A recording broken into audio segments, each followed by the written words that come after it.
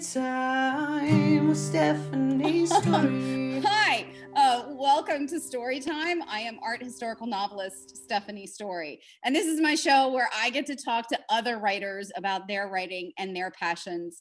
My guest today is a Toronto-based novelist and journalist whose newest psychological thriller is Woman on the Edge, and it is already a beloved bestseller and is like taking the entire world by storm. I love it when books do that and we watch them get translated into all kinds of different foreign languages and all of that business. Welcome to the show, Samantha Bailey. Thank you, Stephanie, so much for having me. Appreciate this. It is great to connect. And we were talking about all kinds of things before we even came on the air. I was like, wait, we're going to we got to start recording.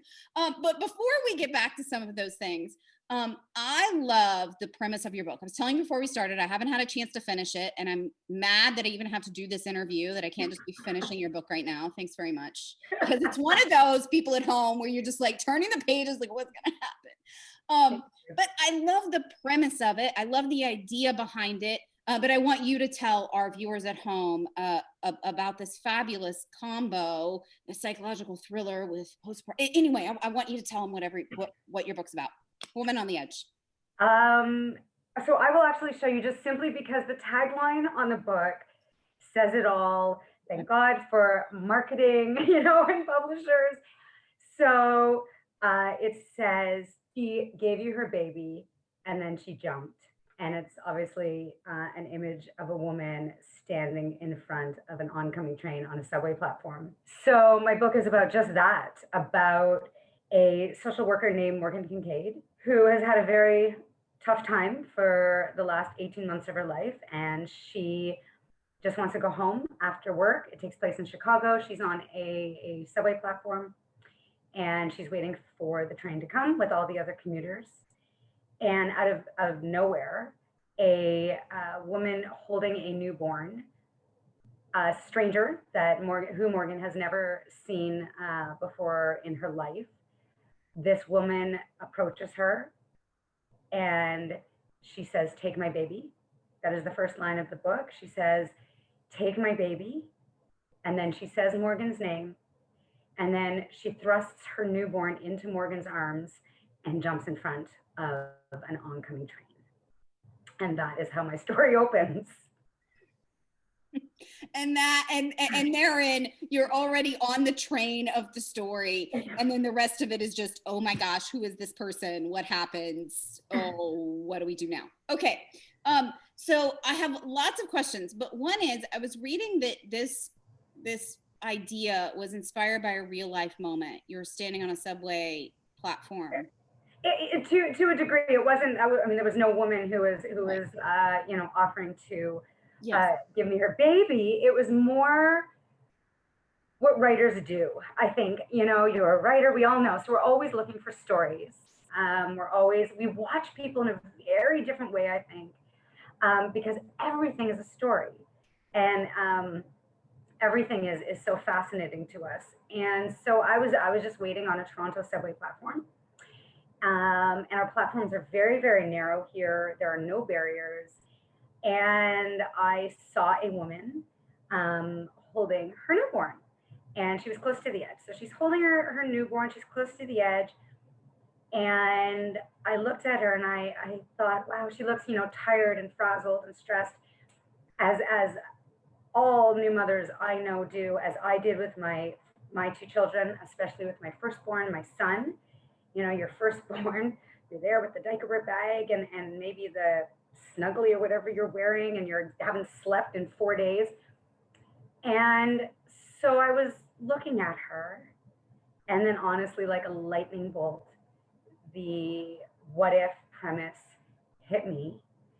And I took an empty gum pack, I took it out of my purse, I scribbled the idea down, and then my thoughts got darker and darker. And by the time the train came, I had the opening of the story. And when we got on the train, this woman was snuggling her baby. She looked so happy and content. And I realized I had projected all my own paranoid writer fears onto this woman. And she was fine. and I had the beginning of a book. I love that though, because that is such a writer's story, to be standing there looking at another human being and you've got all of this stuff going on inside of your head has nothing to do with their life. It does. Right, exactly.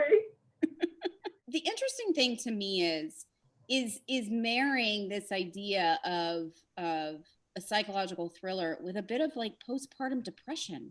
Mm-hmm. A bit of what all I don't have kids. We were talking about this before I came on. I don't have children, but I have a lot of friends who have kids and have gone through this and have suffered with this. When you, beyond coming up with the initial idea, when you were like building the book and crafting it, were you thinking this is like an issue that I want to deal with, or I want to explore, or I want to go back to my own issues with it? Was that top of mind, or did it just organically show up?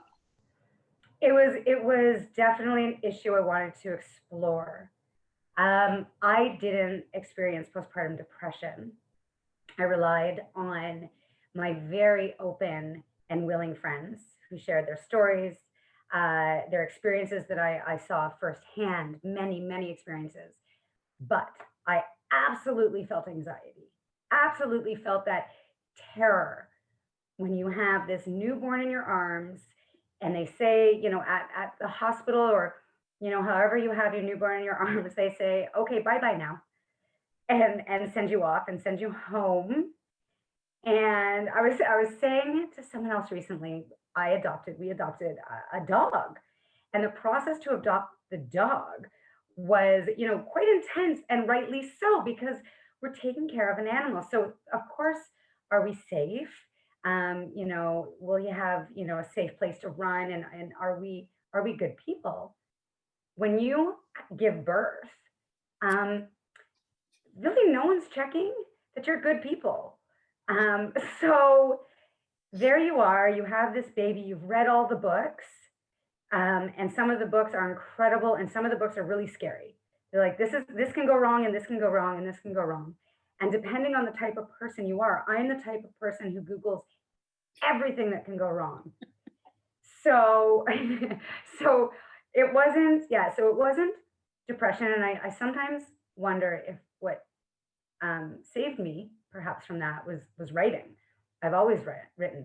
And so I had this identity aside from, new motherhood and everything else. That's a whole other topic. But so anyway, so I definitely was anxious. But at the time, there wasn't a lot of fiction about postpartum depression.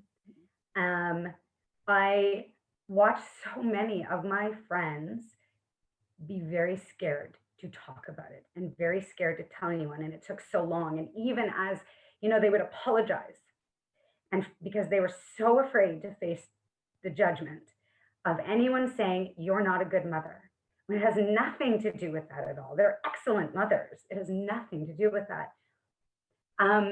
Since then, and as I think I'd finished the book when Little Voices by Vanessa Lilly came out. And that was another book that dealt with postpartum depression, and it's excellent. It's a fantastic book. And now more books are coming out. But it was absolutely something I wanted to explore, was motherhood in general, and then new motherhood. All of that panic surrounding that, which lends itself very nicely to a thriller. Isn't that funny though? That lends itself to a thrill. I mean, it does, but you don't automatically think of that. Okay, what did you learn about yourself, and looking back on your own experience with kids, with your new motherhood? What did you learn about yourself while you were writing this book? Even though it's a thriller, and I get those elements you didn't deal with. What did you learn about yourself writing about it? I don't want any more babies. I have two. They're 10 and 13. I'm 47. So I'm done anyway. I'm done. I learned that, like with writing, we are all going to make mistakes. And we need to accept that. And we need to accept that in other people. We need to accept that in ourselves, that nobody is perfect. We truly don't know what we're doing, because there really is no guidebook. Everyone has a different experience of motherhood. Everyone is a different person. Everyone is a different child. I remember my son, the 13-year-old, is a terrible sleeper, terrible. He also spoke extremely early. And we had gone on a cruise, and this bald baby, I think he was about 18 months old, was speaking in full sentences, and he wouldn't sleep. And people would come up and say, "Cute baby," and he would say, "No, I don't like that." And and then there was my sister-in-law, who had this dream child who slept 12 hours a night. They'd be by the pool, and my niece would just sleep, and my son would cry. And so, that whole experience, writing the book just reminded me of all these experiences. And also, I mean, the joy. I loved having babies. I loved it. I love my children more than anything in the world. It's all so fraught with so much emotion. And so I learned that, yes, no child is the same, no mother is the same, no experience is the same. We really need to support each other, just in general, in the world. We need to support and lift each other up always. And so that, showed me again that new mothers need so much support, and we need to be there for them. What strikes me about this book is I said this earlier, it's such a page turner, right? Yeah. And it's your first psychological thriller, right? Like, before this, you did write some romance novels. Edgy rom-coms, I would say. Rom-coms. Okay, yeah, only I just want to make the difference, because romance is, I tried to write romance, and I wasn't very good at it. Hats off to the romance writers, because I love reading romance, and I love reading rom-coms. It's such a different style of writing than the rom-com, where there's so much humor. So okay, but you wrote rom-coms, and now you've gone to psychological thriller. How did that? Those do not seem on the surface as though they are connected genres. How did you? Were you always a psychological thriller person, and you just now found your way to writing them? Did something like, how did that transition work? Such a long story. So I've been writing since I was 10 years old. I submitted my first short story when I was 10. It was my first rejection, my first of many, many, many rejections. And so, and as a reader, I read all the time. My house was filled with books. I read everything, but I was always drawn to darker fiction, always. And I'd always wanted to write it. And I did write dark stories as a teenager. But I found myself that I'd fallen in love with chick lit. When chick lit was, starting, and then it became huge. I loved it. I loved the voice. I loved the humor. I loved how irreverent it was. And so I decided, I'm going to do this. I'm going to write. I was 29. I'm going to write my first full-length novel. And I did it. It took me a year. I did it. I signed with a New York City agent. And I was like, I'm going to New York in my Manolos. I'm going to have my Cosmo in hand. I'll be at the Manhattan bookstore signing my books. Yeah, that didn't happen. We went on submission. It didn't sell. Chick lit was dead. There was a whole headline about it, but I was determined. I was like, no, I'm going to do it again. I'm going to write another one. So we wrote another one. We went on submission again. It was very clear that this was not the path that was going to work for me. And so that's when I self-published one of those. My agent and I, we amicably parted ways, and I thought, okay, I'm going to self-publish and see where that takes me. And it took me amazing places. I met the most incredible readers, bloggers, authors. My best writing friends I met through that. And I created this, this whole community for myself that was incredible. But I longed for a traditional publisher, longed. It was with an ache, I longed for it. And so I started writing darker women's fiction. And I wrote 2 more books that were darker women's fiction. And I spent the next, I think, probably 8 years trying to find an agent for those 2. Wow, is right. Yes. And I came close, but it wasn't happening. And then the premise for Women on the Edge hit me. And I knew at that point, okay, if any book is going to get me where I want to be, it's going to be this one. And if this doesn't do it, then I don't know what I'm going to do. I don't want to give up. And so I queried, it was a dark women's fiction with psychological suspense elements to it, but the women's fiction outweighed those. And I queried and I queried and I got full requests and I was, getting offers. And it was shocking. And I was like, oh my God, it's happening. And the agent I ultimately signed with, I had queried her 3 other times. So this is the 4th book I had queried her with. Tried so many times, Jenny Bent. And she said to me, when we were talking on the call, and she said to me, I think this would make an amazing psychological thriller. And I knew I would have to rewrite the entire thing. I would have to strip it bare. And she said, I will be with you every step of the way. And she was. And we spent 3.5 years revising it. Yes. Look at your face. 3.5 years. Now it wasn't, there were waiting times in that, but we tore it down and rebuilt it probably 20 times to get it into the shape it needed to be sold. Yes. I love you. I love your perseverance. That is all of that is an amazing story. And for any writer who's at home trying to be a writer, that's what it takes right there. If you're not going to do it, go do something else.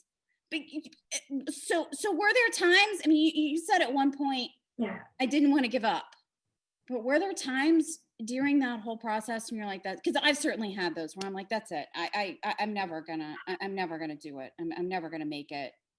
In the years leading, I didn't publish my first until I was 40. In those, you're like, that's it. It's never gonna happen.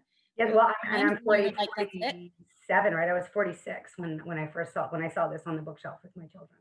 When I saw Woman on the Edge. I'm really stubborn and annoyingly positive and annoyingly upbeat. I have to say throughout this entire pandemic, of course, I'm struggling. We're all struggling. I'm struggling. But my daughter, my 10-year-old, is like, sometimes you are so positive that I want to strangle you. That's my job. I'm here to bring the humor. I never considered giving up. And I didn't do that alone. I have an incredible support system behind me. I have an amazing family who believes in me. I have wonderful friends, and I have incredible author friends. The thriller community now, these incredible thriller authors, and before that, my Toronto author community, and then my community of women I call the Beach Babes. Every author, I think if you find your people, then you will be okay, and you'll be able to keep going because you will have people believing in you, championing you, and people who will be your critique partners and beta readers who will tear apart your work and tell you exactly what's wrong with it, because every writer needs that. The most honest readers who will tell them what's not working and then what is. And so there are 6 women in my life. I am the only Canadian. The rest of them, they're all across the United States. We all read in different genres, we're different ages, different stages in publishing. And for the last 8 years, we met on social media. And for the last 8 years, and I think we're going to miss this year, and it makes me teary, we meet in a beach house in Santa Cruz, California for a week-long writers retreat. And they are like, they kept me going. And so it was partly my own stubbornness and then my support system. Okay, speaking of pandemic, we were talking before we started rolling.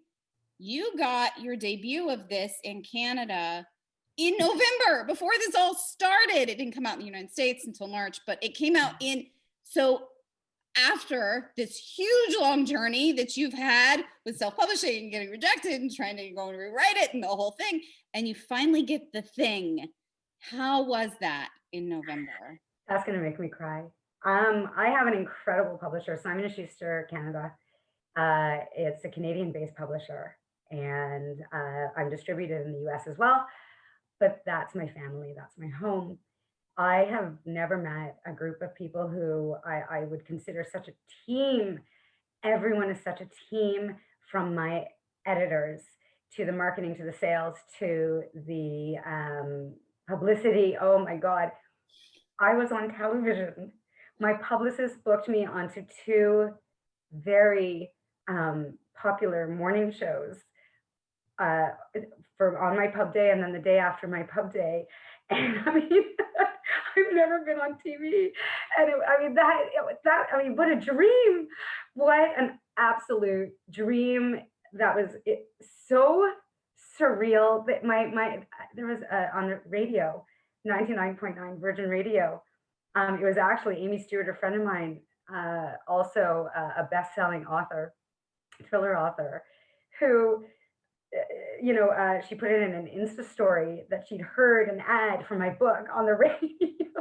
And then I was with my family in the car, and suddenly, I hear "In Woman on the Edge." I was like, is that my book? So it was surreal, the dream come true. It was everything I imagined and everything I couldn't imagine. Our largest bookstore chain, Indigo, chose my book as their fiction staff pick of the, of the month. Again, thank you to my publisher. And so I walked in with my publicist, Julian Levick, who is just a rock star. And there was a wall, of my book. And then it was already on the best seller shelf. It was just, but the best was when I took my kids and I said, "There's Mommy's book," so that I could show them that dreams come true and you have to fail to find your success.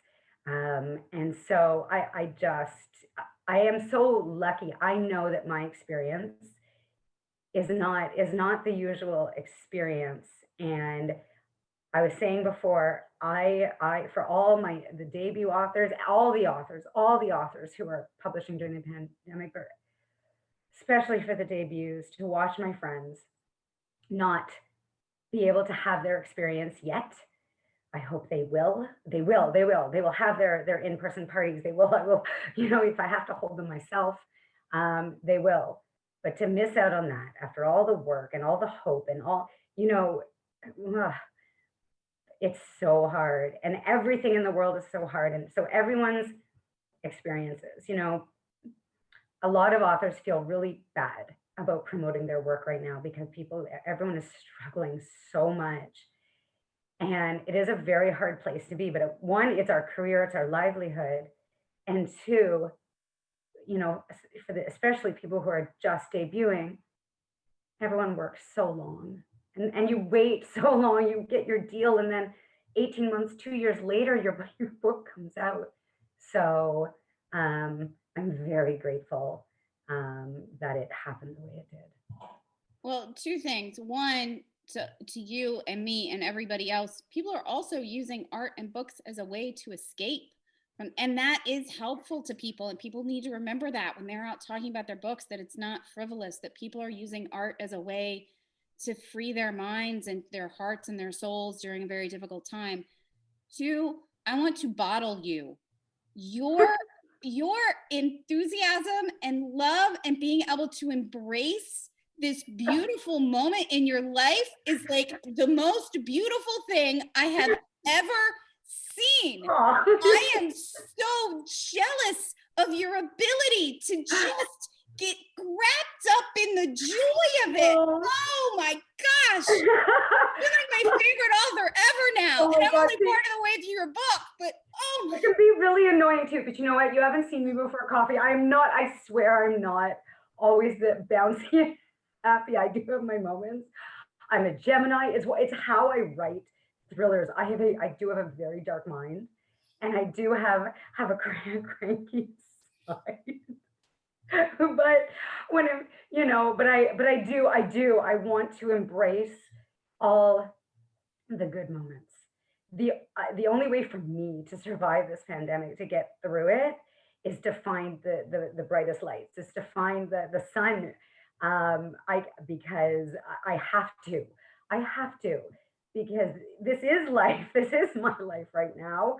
I don't know, when, how this is all going to end. And it is my only life. It is our only life. So we have to live it to the fullest in any way that we possibly can.